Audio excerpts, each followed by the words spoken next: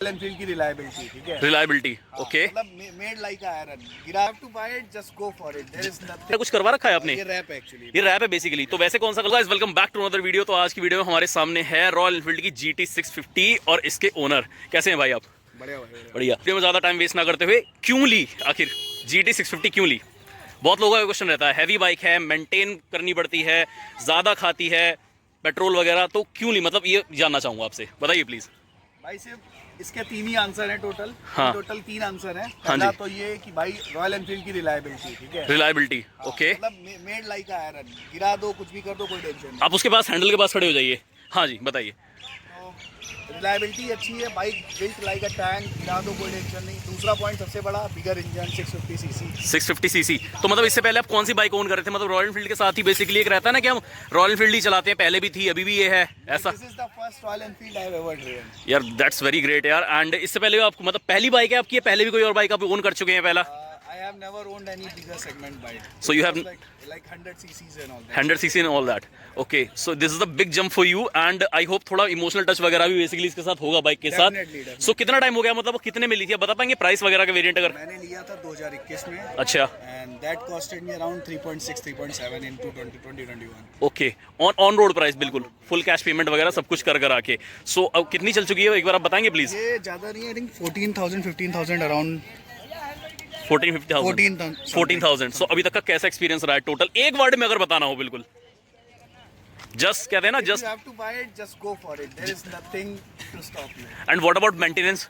If we talk about maintenance and like बहुत से लोगों को, खैर आपका तो क्रोम वाला नहीं है, बहुत से लोग इस चीज को यूट्यूब एक ही चीज पे पकड़ के बैठे हैं कि क्रोम क्रोम क्रोम लो मत, उसकी वजह से इसको भी क्रिटिसाइज किया जाता है। तो कहाँ तक आपको सही लगता है ये चीज? भाई मुझे तो लगता है क्रोम को तो बंदों ने छपरी कर दिया है।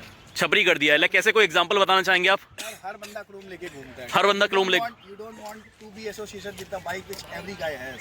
Okay, You want something different. That's a really good point actually. And that's like एक चीज आपको बता देना कि हाँ, हर बंदे ने छपरी बना रखी है, कोई कुछ करवा रहा है, कोई कुछ करवा रहा है। तो इसमें बॉडी वगैरह का देखेंगे, कुछ पेंट वगैरह आपने लाइक PPF वगैरह कुछ करवा रखा है आपने? ये रैप एक्चुअली। ये रैप है बेसिकली। तो वैसे कौन सा कलर है इसका? यही कलर है। यही कलर है, इसी के ऊपर ये कलर आपने रैप करवा रखा है, लेकिन कोई दूर से देख के बता नहीं पाएगा जिस तरह से फिट एंड फिनिश रैप वगैरह करवा रखा है।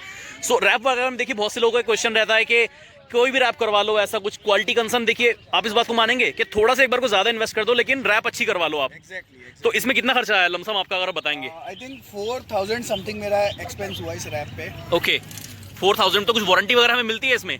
वारंटी जैसा कुछ नहीं रहता, बट ये अगर आपका रैप उतरने लग जाता है हाँ। लाइक अ मंथ और सो, तो आप जाके, जैसे जब उसने रैप किया था बंदे ने, तो पूरा फिनिश नहीं हो पाया था, तो मैं बाइक आधे में ही ले आया था। ओके, तो उसका हल्का सा स्टिकरिंग उतरने लगा, तो उसने दोबारा स्टिकरिंग किया, अभी कोई इशू। मतलब प्रॉपर उसने उस वारंटी में किया। बेसिकली वारंटी देते हैं, लेकिन मेंटेन भी आपको करनी होती है। सो ओवरऑल इसका अगर देखिए बात करें माइलेज की, तो वैसे पूछना तो बेकार है, ये पूछना है कि वो छोटा मुंह बड़ी बात, लेकिन कितना दे देती है फिर भी? भाई देखो, मैं चलाता हूँ प्यार से, मैं चलाता हूँ 2,500 से 4,000 RPM के बीच। अच्छा, 2,500 से 4,000 RPM के बीच, mostly 90% of the time. Time. 24-25 का माइलेज निकालती है आफ्टर परफॉर्मेंस मोड्स। 24 से 25। तो गाइस आई थिंक मेरे हिसाब से YouTube पे पहला कोई ऐसा GT 650 ओनर बोल रहा है कि भाई 24 से 25 का एवरेज निकालती है। तो मैंने जितने भी लोग सुने कि 18, 20, 15, तो आप ये चीज़ मानो कि जैसे कि आपने मतलब बहुत से लोग मॉडिफाई करवाते हैं एग्जॉस्ट को, उन्हें पता नहीं है, समझ नहीं है, बस लिया, सुन लिया, आवाज़ अच्छी चाहिए, लगवा दिया, तो वो चीज़ भी इफेक्ट करती है कहीं ना कहीं तक। डेफिनेटली करती है। तो ये इसके जो है स्टॉक एग्जॉस्ट हैं, आपने चेंज करवाए हैं? फुल सिस्टम एग्जॉस्ट है पूरा। फुल सिस्टम एग्जॉस्ट है। तो कॉस्ट वगैरह इसका? फुल सिस्टम यानी मतलब स्टॉक इसी के संग आए हैं? सॉरी, ये इसी के संग आए हैं स्टॉक आपने? ये आफ्टर मार्केट है। आफ्टर मार्केट करवाएं तो कितना कॉस्ट पड़ा होगा इसका लमसम, आप बता पाएंगे? एक्चुअल पहले इसमें लगा हुआ था वे टू स्पीड का फुल सिस्टम एग्जॉस्ट, मतलब यहाँ बेंड पाइप्स लेके एग्जॉस्ट तक। ओके, तो वो था 25,000 का। ठीक है। बट उसमें दिक्कत क्या आ रही थी, that looked actually nice, but वो नीचे बहुत ज्यादा थे, तो वो ब्रेकर में लड़ जाते थे। ओके, तो मुझे बेंड पाइप दोबारा बनवाना पड़ा, that costed me another 15। Another 15। तो यानी मोटा खर्चा हो गया। तो सेटिस्फाई हो वैसे इसकी आवाज़ वगैरह से, परफॉर्मेंस पे और ये तो आपको बताना है। और छपरी जो जैसे हम बात कर रहे थे कुछ लोगों का, तो ये चीज़ हमें रिएक्शन ये देखने को मिल रहा है। अच्छा, सो कैसा लग रहा है? मतलब एक तो जैसे बड़ी माँ खड़ी है और लोग बेटे हुए ऐसे इस तरह से वो कर रहे हैं, बुरा तो लगता है। बुरा लगता है। कुछ कहना चाहोगे एक वर्ड में? भाई हेरिटेज खराब करते हैं। हेरिटेज खराब करते हैं रॉयल एनफील्ड ब्रांड की। अच्छा, बेसिकली आपने रैली किट वगैरह लगवा रखे हैं, आई होप आप राइडिंग वगैरह भी बेसिकली करते रहते हैं। सो सबसे लंबा ट्रिप इसका कहाँ क्या मारा आपने? केदारनाथ। तो वे अराउंड गुड़गांव से आपने गुड़गांव से कितना पड़ गया लमसम, एक रफ अंदाजा अगर आप दे पाए सर? 500 back and fourth. अच्छा, तो टाइम टू टाइम वहाँ पे भी अपने माइलेज जैसे कि आप बता रहे हैं कि बहुत ही स्लो स्टडी चलाते हैं, 4-5 हज़ार RPM से ऊपर ले ही नहीं जाते हैं। नहीं, मैं नहीं ले जाता। तो कभी टॉप स्पीड टेस्ट किया आपने वहाँ पे? मैंने देखो टॉप स्पीड एज सच कि मुझे इतना रोड नहीं मिला कि मैं पूरा थ्रोटल खींच सकूं, but as far as I have done it 170 plus मैंने स्पीड अचीव की है। 170 आपने इसमें अचीव की हुई है। और how was the bike like? Response वगैरह एक रहता है ना, एजाइल, एक हैंडलिंग वगैरह, वो सब उसमें कोई इशू आया कि बाइक ऐसे हिल रही है, ऐसा कुछ कर रही है? क्योंकि अभी मैंने जस्ट गुरुग्राम में बेसिकली एक मैं R15 के ओनरों से मिला था, तो GT 650 वाले के उन्होंने कुछ बताया, वो कह लगे 70-80 पे जाके वो बबलिंग का इशू कर रही है।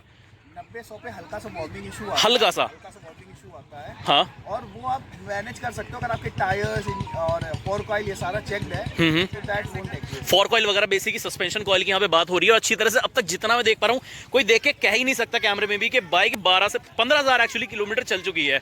ओके, सो मंथली एक्सपेंसेस मतलब फ्यूल का अगर आप बता पाएं, लाइक एक कॉस्टेड अराउंड कितना निकल जाता होगा आपके डेली गोइंग, अगर ऑफिस वगैरह आप जाते हैं, तो अगर कोई ओन करना चाह रहा है बाइक को, एंथुसियास्ट है, तो उसे आप एक रफली आइडिया बता पाएं।